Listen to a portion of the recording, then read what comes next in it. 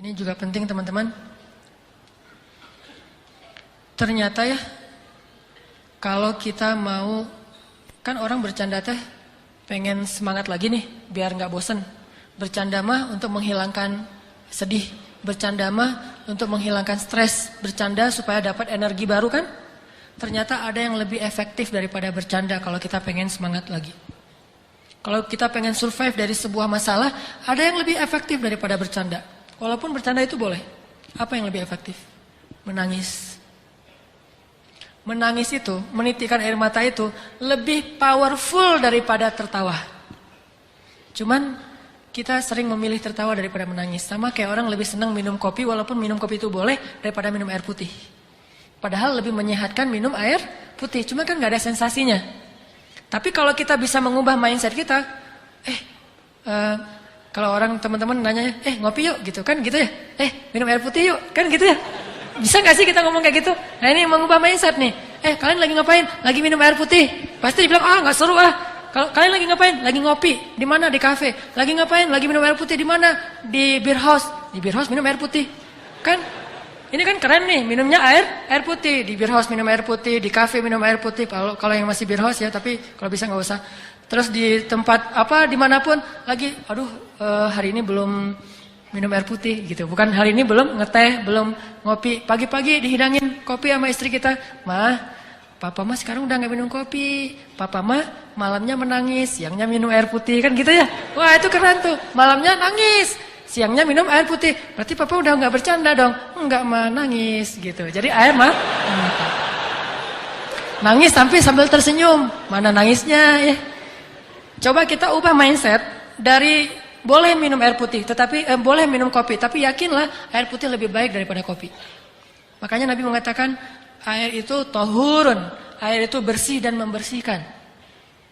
Air itu bersih dan membersihkan. Dan memang secara medis, secara kedokteran, secara biologi juga air putih paling baik untuk tubuh kita. Sangat menggantikan energi tubuh kita. Tapi kalau kopi sensasi tuh, walaupun tetap baik kalau nggak banyak gulanya. Yang masalahnya kalau kebanyakan gula. Jadi gula yang dikopiin, bukan kopi yang digulain, saking manisnya. Nah, bercanda dengan menangis juga ibaratnya sama. Boleh bercanda, tapi porsinya cuma seperti minum kopi. Jangan minum kopi aja, habis makan ngopi. Sebelum makan ngopi, mau jalan ngopi. Ngopi aja sehari sampai 2 liter. Ada gak sih orang yang ngopi 2 liter dan sehat gak sih? Ngopi kalau segelas, secangkir masih sehat nih. Apalagi kalau kopinya kopi bener, bukan kopi yang gitu. Kopi yang asli gitu ya. Kopi yang benar, asli, disimpan selama 100 tahun misalnya. Itu kan sehat tuh.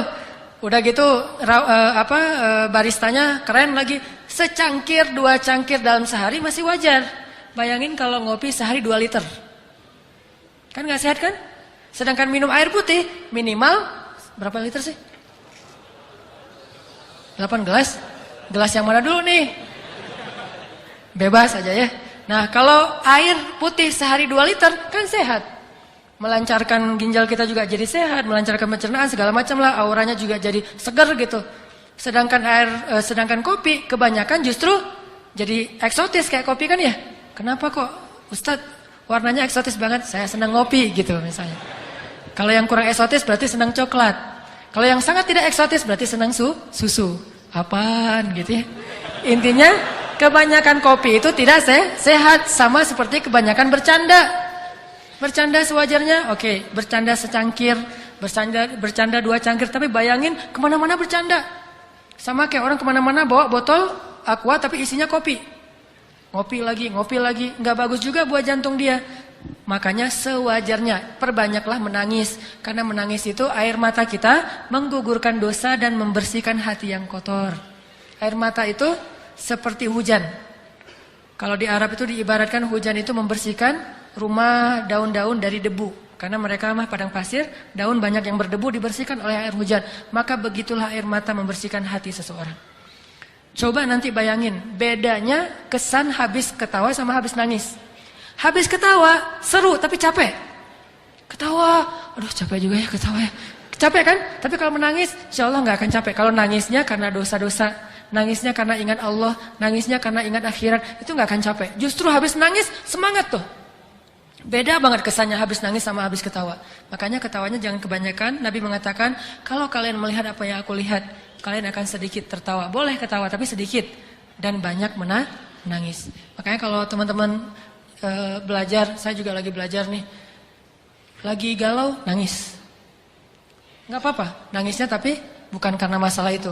Karena ya Allah, ingat dosa-dosa, ingat akhirat. Baca ayat-ayat tentang la uqsimu biyaumil qiyamah wa la uqsimu bin nafsil lawwamah. Kita baca ayat itu, kita renungin, nanti saya pada hari itu gimana ya nasib saya? Coba bayangin nasib kita ketika bangkit dari kubur, kita jadi apa tuh? Ketika bisa menangis, berarti mata kita termasuk mata yang diberkahi. Justru salah satu di antara bukti seseorang itu jauh dari Allah, dia matanya menjadi beku, tidak pernah bisa menangis. Dan setelah menangis, pasti kesannya berbeda ketimbang setelah ketawa. Makanya kalau disuruh milih, banyakan mana? Banyakan nangis deh. Tapi kenyataannya kita dalam sehari lebih banyak tertawa, hampir tidak pernah menangis. Tunggu nangis kalau udah banyak masalah banget baru nangis.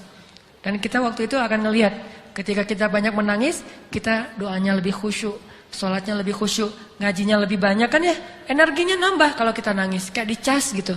Sedangkan kalau ketawa jadi males. Sampai Nabi mengatakan kebanyakan ketawa itu bisa mematikan rasa di hati kita, gak bisa lagi mendengar kebaikan. Orang kalau udah ketawa terus dinasehatin, pasti dia nolak, bantah tuh. Makanya jangan kebanyakan ketawa, boleh tapi jangan kebanyakan. Itulah teman-teman fikih ketawa, bagaimana kita menjadikan ketawa kita berpahala, menjadikan ketawa kita itu hadiah buat teman kita, menjadikan ketawa kita itu ikut sunnah, menjadikan ketawa kita itu benar-benar penyegaran tetapi tidak berlebihan, dan hindari ketawa-ketawa yang syubhat, dusta, ketawa yang jahil, ketawanya nyeleneh, hindari itu, dan jangan juga terlalu banyak sehingga kita tetap bisa menangis di malam hari. Jadi kalau kita udah ketawa, tiba-tiba disuruh nangis agak susah. Saya kurang bisa ya langsung membalikkan kondisi dari habis ketawa nangis, susah. Kecuali ketawa, nangis, kenapa ketawa kok nangis? Mati lampu. Lagi film, lagi bola gitu seru, tiba-tiba mati lampu kan nangis ya. Karena mau gol nggak jadi gara-gara bukan nggak jadi gol, nggak jadi ngelihat gara-gara mati lampu. Itu mungkin bisa, tapi bukan nangis karena Allah.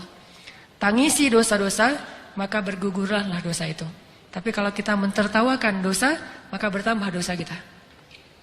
Tangisi kesia-siaan hidup kita, karena ketawa juga bisa membuat hidup kita banyak sia-sia. Jangan banyak ketawa, tapi boleh banyaklah menangis. Cari teman yang bisa buat kita menangis, karena teman yang bisa buat kita ketawa itu udah banyak. Teman yang sehari-hari bisa bikin kita ketawa udah banyak. Yang sedikit itu teman yang bisa bikin kita menangis. Cari itu juga biar balance tadi tuh. Kalau nggak bisa nangis lebih banyak, minimal 50-50 deh. Yang penting harus ada nangis dalam sehari.